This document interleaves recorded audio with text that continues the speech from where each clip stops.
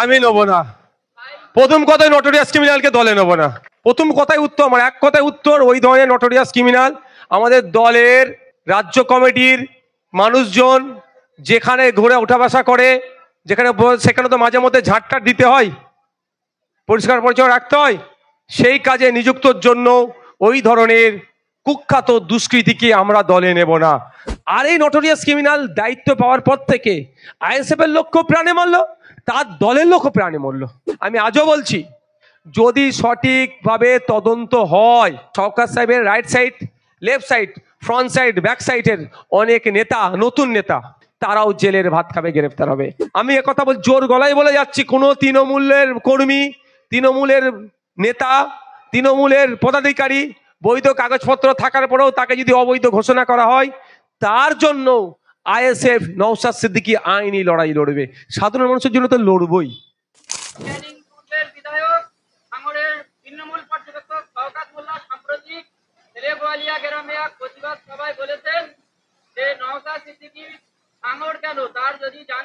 বিধানসভায় সে বা তার ভাই জিততে পারে, এই সত্ত্বে তিনি আইএসএফ এর যোগদানের ইচ্ছা প্রকাশ করেছেন।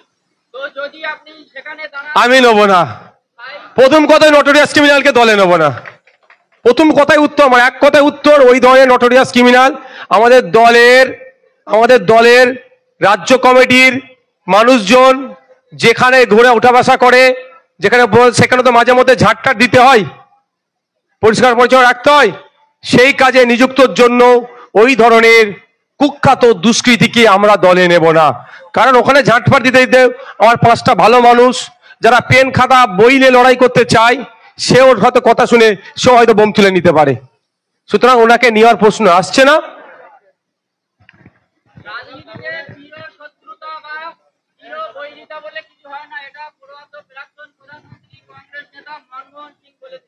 তার কথাকে সম্মান দিচ্ছি আমি, কিন্তু প্রত্যেকটা ক্ষেত্রে ব্যতিক্রমী বলে একটা থাকে,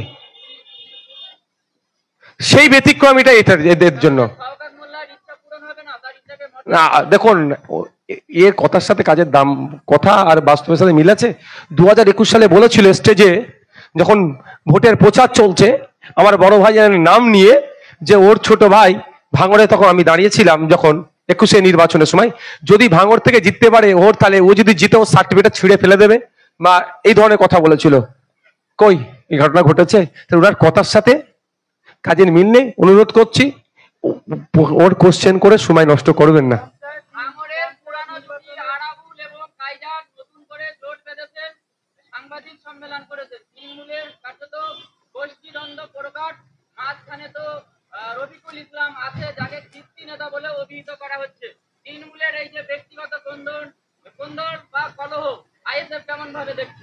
দেখুন, আমি একজন বিধায়ক হিসেবে প্রথম বলবো, যার যাকে ভালো লাগবে সে তার দিকে থাকবে, যার যে দল ভালো লাগবে করবে।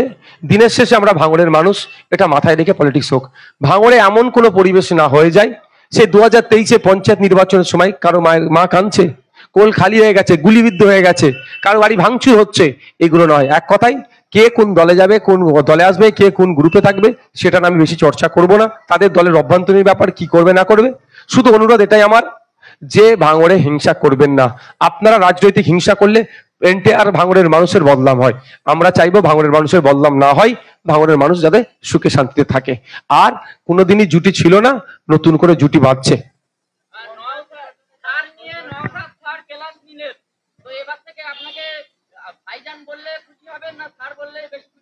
দেখুন, যেটা আপনি ভালোবেসে যেটা ডাকবেন, আপনি যেটা ডেকে খুশি হবেন, আমি সাড়া দেবো সেই ডাকি আপনার।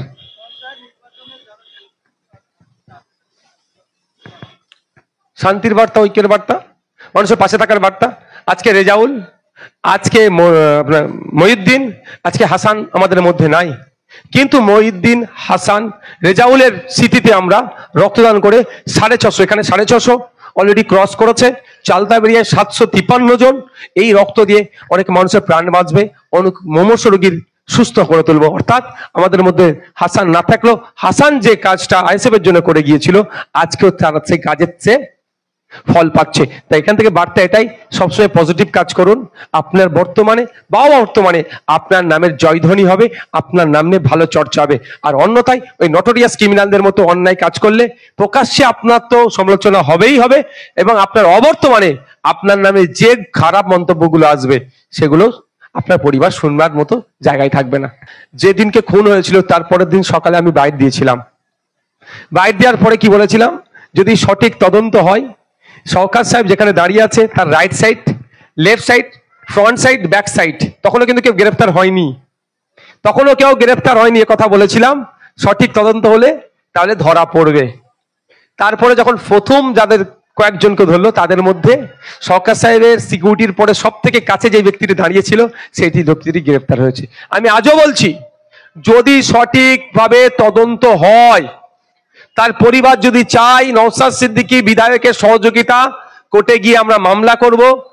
দু ধরনের মামলা করতে পারি, তার মধ্যে যে কোনো একটা করতে পারি। সেটা হচ্ছে একটা সিবিআই ডিমান্ড, না হলে বিচার বিভাগীয় তদন্ত। যদি সঠিক তদন্ত হয় তাহলে আবারও বলছি, সরকার সাহেবের right side, left side, front side, back সাইডের অনেক নেতা, নতুন নেতা, তাও বলছি নতুন নেতা যারা এখনো গ্রেফতার হয়নি, তারাও জেলের ভাত খাবে, গ্রেফতার হবে। এটা তারা করে আইএসএফ কে কালিমালিপ্ত করার চেষ্টা করেছে। এই ধরনের ঘটনা হয়তো আগামী দিনে আরো ওরা ঘটাতে পারে। তাই সাধারণ মানুষকে বলবো, শুধু আইএসএফ ফ্যাক্টর নয়, সাধারণ মানুষকে বলবো সজাগ থাকতে হবে। আমরা ভাঙড়ে খুনোখুনি হিংসার রাজনীতি করতে দেব না। 2023 সালের আগে পর্যন্ত, সরকার সাহেব দায়িত্ব নেওয়ার আগে পর্যন্ত ভাঙড়ে রাজনীতি হিংসা হয়েছে। আইএসএফ কে মেরেছে, মেরে পিঠের চামড়া তুলে নিয়েছে, মিথ্যা মামলা দিয়ে কেস জেল খাটিয়েছে, ইভেন আমাদের ঘরে আগুনও লাগিয়ে দিয়েছে। কিন্তু আমাদের কাউকে প্রাণে মেরে দেয়নি, প্রাণে বাঁচিয়ে রেখেছিল। আর এই নটোরিয়াস ক্রিমিনাল দায়িত্ব পাওয়ার পর থেকে আইএসএফ এর লোককে প্রাণে মারলো, তার দলের লোকও প্রাণে মরলো। মানে এ যেভাবে হিংসার রাজনীতি করেছে 21 থেকে 23, এই ধরনের চরম হিংসার রাজনীতি হয়নি যেটা সরকার সাহেব আমদানি করেছে। এর হাত থেকে বাংলার মানুষকে মুক্তি দেব। সরকার সাহেবকে কি বলে ওটাকে, যখন বিদায় দেয় তাকে কি বলে, ওয়েলফেয়ার পার্টি না কি বলে না, এসব কি একটা বলে না, ফেয়ারওয়েল। হ্যাঁ, ওই একটু ঘুরিয়ে বললাম ভাই। এটা কাটিং করে চালালে তাদেরও তো সংসার চলবে, কিছু তো কাটিং মাস্টার আছে। দেখুন, আমি একটা কথা বলছি, এই খুনের পিছনে সরকার সাহেব কেসে প্ল্যাটফর্ম কারা দিয়েছে সেগুলো খুঁজুন। আজকে অনেকে মাইকের সামনে মাইক বুম ধরে অনেক বড় বড় গল্প বলছে, খুনের রাজনীতি হবে না, হ্যান হবে না, অনেক গল্প শোনাচ্ছে। এদের মধ্যে থেকে অনেকে সরকার সাহেব এখানে এসে যে খুনের রাজনীতি করবে সে প্ল্যাটফর্ম দিয়েছে। সেই জন্য দেখবেন আমাদের মহিউদ্দিন, আমাদের রেজাউল, আমাদের হাসানকে যারা খুন করেছে, আর আমাদের মানুষদের যারা গুলিবিদ্ধ করেছে, যখন আমরা অভিযোগ দায়ের করেছি, মূল হোতাদের নামগুলো আছে। এফআইআর লিস্ট খুললে দেখা যাবে, অভিযোগপত্র যখন যদি আপনারা চান দেখতে পাবেন। ওখানে আজকে অনেকে বড় বড় কথা বলছে, তাদের মধ্যেও হয়তো 2-1 জনের নাম এফআইআর অভিযোগ কপিতে আছে।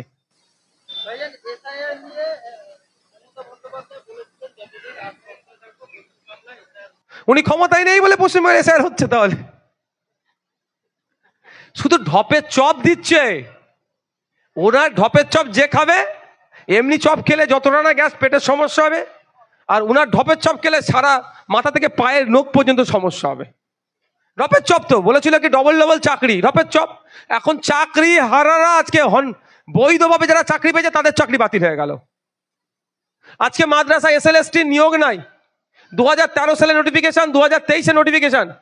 এই এত ডিস্টেন্স, মাদ্রাসায় প্রায় 10,000 শিক্ষাকর্মী শূন্য পদ, কিন্তু চাপে পড়ে কিছু 600 কটা ভ্যাকেন্সি, 300 না কটা ভ্যাকেন্সি দিয়েছে, মানে আপনার জয়নিং লেটার দিয়েছে। কিন্তু জয়নিং লেটারের মাদ্রাসায় গিয়ে শিক্ষকতা করার আগে মেডিকেল সার্টিফিকেট আর পুলিশ ভেরিফিকেশন, এই পুলিশ ভেরিফিকেশনের নামে বকলমে খবর পাচ্ছি এনআরসি নাকি করিয়ে নেওয়ার কাগজপত্রগুলো চাইছে। তো ঢপের চপ দিয়েছে, 10,000 মাদ্রাসা দেবার গল্প শুনিয়েছে। আনএডেড মাদ্রাসা 338টি, যাদের এখন অনুমোদনহীন, আর অনুমোদন 237টি, 235টি। না বাচ্চাদের মিড ডে মিল, না বাচ্চাদের স্কুলের ব্যাগ, না বাচ্চাদের বই, না বাচ্চাদের পেন খাতা, না চক, না ডাস্টার, কিছুই দিচ্ছে না। আপনি শুনলে অবাক হবেন, যে সরস্বতী প্রেস আছে সে স্কুলের বই বিক্রি করে মার্কেটে, আর মাদ্রাসার বই বাইরের মার্কেটে বিক্রি হয় না, আর সরস্বতী প্রেস ক্লাবে বিক্রি করছে না, আর সরকারও ওই মাদ্রাসাতে বই দিচ্ছে না। বাচ্চারা কোথায় যাবে? এই ঢপের চপ দিয়ে চালাচ্ছে। আর ঢপের চপ কি আমরা এই জায়গায় দাঁড়াচ্ছি? এই এসআইআর নিয়েও ঢপের চপ দিয়েছিল, বলছিল এসআইআর হলে হাম কি ঘেরাও করেঙ্গে। ঘেরাও করা বাদ দিয়ে কি তারপরের দিনই চা খেতে চলে গেছে অফিসে। এই ঢপের চপে কেউ বিশ্বাস করবেন না। স্বাভাবিকভাবে সরাসরি যে কোনো রাজনৈতিক দলের যদি সে ওই আপনি পদাধিকারী হয়ে থাকে, তাহলে স্বচ্ছতার সাথে হবে না। এইরকম আমরা খুঁজছি।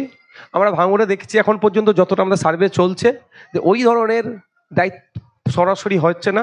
যদি এরপরও বলবো, ভাঙড়ের কোনো মানুষ যদি মনে করে ও বিএলও হলে এখানে বৈষম্যের শিকার হতে পারে, পার্সিয়ালিটি হতে পারে, স্বচ্ছভাবে ভোটার লিস্ট তৈরি হবে না, তাহলে তার কোন বুথ নম্বর, তার নাম আমাদেরকে দিন। আমরা ইলেকশন কমিশন অফ ইন্ডিয়াকে, কলকাতার যিনি সিইও স্যার আছেন তার কাছে আমরা লিখিত অভিযোগ করব, তাকে পরিবর্তনের কথা বলবো।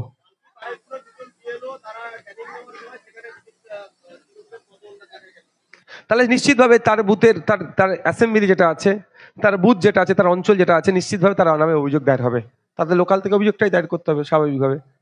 আমি জানি না কে হয়েছে, কোন বুথের তিনি দায়িত্ব পেয়েছেন, তাকে সরিয়ে দেবে, কিছু করার নেই, সরাতে বাধ্য, নাহলে বৈষম্যের শিকার হয়ে যাবে।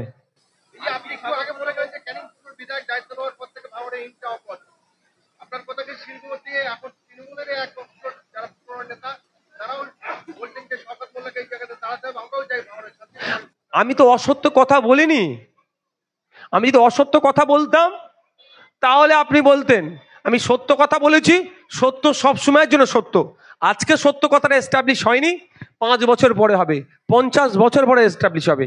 আমি বলে এসেছি কবে থেকে, 2 বছর আগে থেকে বলছি, 1 বছর আগে থেকে বলছি কথা। 1 বছর পরে তার দলের লোকেরাই আমার কথাটাকে সত্য প্রমাণ করলো। তাহলে সবসময় আমাদেরকে সত্য কথা বলতে হবে, সঠিক পথে থাকতে হবে। দেখুন, আমরা বলছি, কায়জার সাহেব, আরাবুল সাহেব, রাজ্জাক খাঁ সাহেব যিনি মারা গেলেন, বা আরো যারা নেতারা আছে, আমার সাথে তাদের রাজনৈতিক মতপার্থক্য ছিল, আছে, থাকবে। এই ধরনের নেতাদের মধ্যে অনেককে আমি চোর ডাকাত বলে সম্বোধন করি, দুর্নীতি করে বলে, দুর্নীতিগ্রস্ত। কিন্তু এর মধ্যে কাউকে কেউ মেরে দিক, আমি এটা কোনোভাবেই চাইবো না। হিংসা আমি কোনোভাবেই চাইবো না, কার ক্ষতি হোক আমি কোনোভাবেই চাইবো না। এদের বিরুদ্ধে আমাদের লড়াই জারি থাকবে, ছিল, আছে, সংগ্রাম জারি থাকবে। গণতান্ত্রিক প্রক্রিয়ায় ভোটের মাধ্যমে মানুষকে সাথে নিয়ে এদেরকে আমরা পরাজিত করব। কিন্তু এদের মধ্যে কেউ খুন খারাপি তার দলের লোকেরাই তাকে করে দিক, আমি এটা কোনোভাবেই চাই না।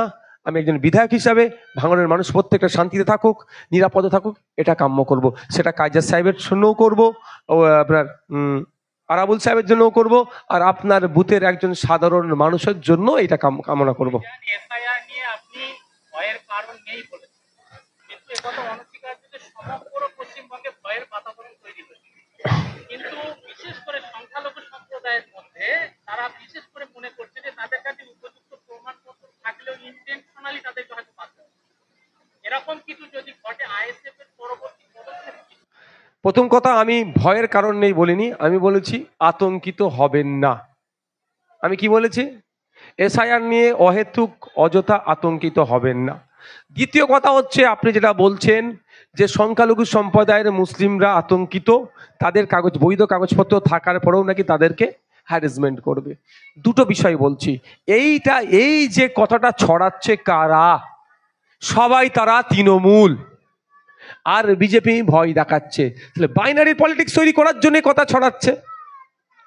আমার কাছে কাগজ আছে, আমি বুক ঠুকে বলবো আমি কাগজ জমা দেবো, রিসিভ নেব। তারপরেও যদি আমার নাম লিস্টে না আসে, আমি অভিযোগ দায়ের করব। অভিযোগ জমা করার সময় দিচ্ছে, আমি ফিজিক্যালি অ্যাপিয়ার হয়ে সেটাকে সমাধান করব।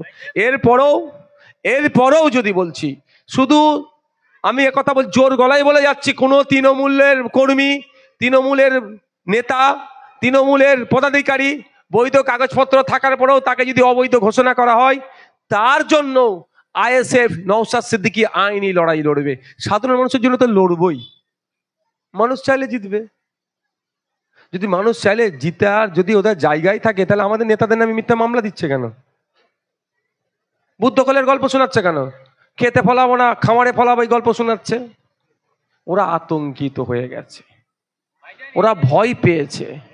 মানুষ দেখছে যে 2021 থেকে 2026 মানুষ সজাগ সতর্ক হয়েছে। আরো বেশি ভোটে মানুষ ওদেরকে হারাবে। ওদেরকে পরাজিত করার জন্য ওদের দলের যারা সমর্থক, তারাও ওদেরকে নিয়ে অতিষ্ঠ। তারাও যারা 2021-এ তৃণমূলকে ভালোবেসে ভোট দিয়েছিল, বিজেপিকে আটকানোর জন্য ভোট দিয়েছিল, সেই সমস্ত ভোটগুলো আজকে কোথায় আসবে? ফিরে খামচিহ্নে ফিরে আসবে। ওই জন্য এই ধরনের গল্প শোনাচ্ছে। দেখুন একটা কথা বলি, মুখ খুললেই বিষ উগলাচ্ছে, মুখ খুললেই হিংসা, মুখ খুললেই হিন্দু মুসলমানের লড়াই লাগিয়ে দেবে। তো ওই মুখগুলোকে বন্ধ করতে হবে। তো ওই মুখগুলোকে বন্ধ করবে কোথায়? জেলের ভাত খাওয়ালে মুখ বন্ধ হয়ে যাবে। জেলের ভাত খাওয়ানোর দায়িত্ব নওশাদের নয়, জেলের ভাত খাওয়ানোর দায়িত্ব হচ্ছে পুলিশ মন্ত্রীর, জেলের ভাত খাওয়ানোর দায়িত্ব হচ্ছে মমতা ব্যানার্জির। তিনি কি নাকে তেল দিয়ে ঘুমাচ্ছেন? রাজ্যের হিংসার বাতাবরণ তৈরি করতে চাইছে। আমরা সম্প্রীতির সাথে হিন্দু মুসলমান নির্বিশেষে ঐক্যবদ্ধ হয়ে কাঁধে কাঁধ মিলিয়ে বসবাস করছি। আমরা এক জায়গায় চাষবাস করছি, এক চায়ের দোকানে উঠে বসা করছি, আড্ডা দিচ্ছি। সেই সম্প্রীতির, সেই ঐক্যের পরিবেশ আজকে ধ্বংস করছে কে? কিছু বিজেপির নেত্রীরা। তাদেরকে মুখটা বন্ধ করতে হবে। মুখ বন্ধ করার দায়িত্ব হচ্ছে মমতা ব্যানার্জির। দুর্ভাগ্য, মমতা ব্যানার্জি তাদের মুখ বন্ধ না করে বকলে তাদেরকে আরো উৎসাহিত করছে। হিন্দু মুসলমানের মধ্যে যত বিভাজন তৈরি হবে, বিজেপি তৃণমূল মিলে তত ফায়দা নেবে। এর হাত থেকে বাংলাকে বাঁচানোর জন্যই হিন্দু মুসলমান নির্বিশেষে মানুষকে ঐক্যবদ্ধ করছি। এই ধরনের সামাজিক অনুষ্ঠান হিন্দু মুসলমান নির্বিশেষে এক জায়গায় থেকে তাদের বিরুদ্ধে হুঙ্কার দিচ্ছি। তার সাম্প্রদায়িক শক্তিকে বাংলায় ঠাঁই দেবো না, তাই সেই কথা বলছি।